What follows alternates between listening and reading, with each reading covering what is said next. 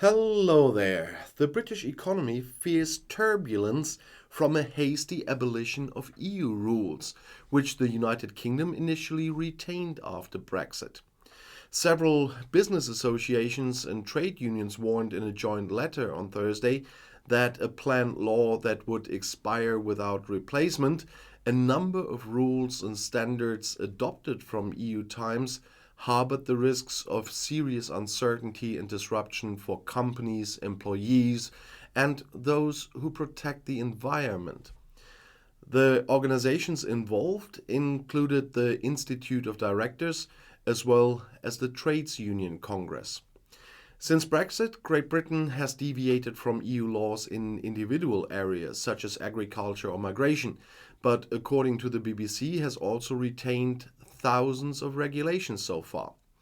The British short-term Prime Minister Liz Truss, predecessor of incumbent Rishi Sunak, had promised with her government to let all rules still in force from EU times expire by the end of 2023 at the latest, and introduced a law called Retained EU Law Bill into Parliament.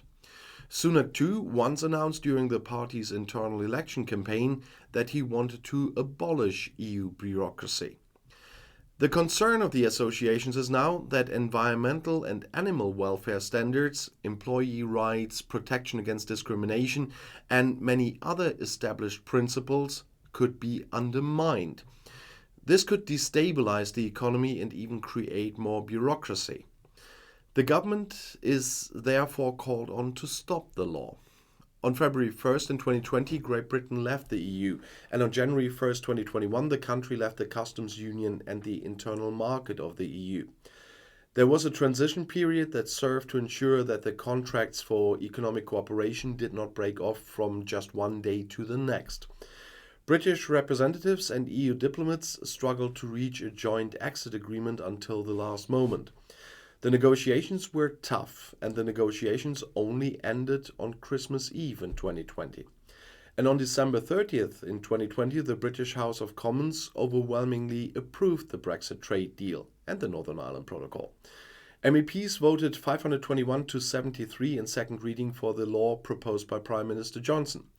Important changes affect trade in goods, logistics, aviation, and the financial sector now. And talking about economics, I reorganized a little bit on my channels to make it more economical. So have a look in the video description about the magazine channel. You might find it interesting. And I'll see you in my next video. I'll be back.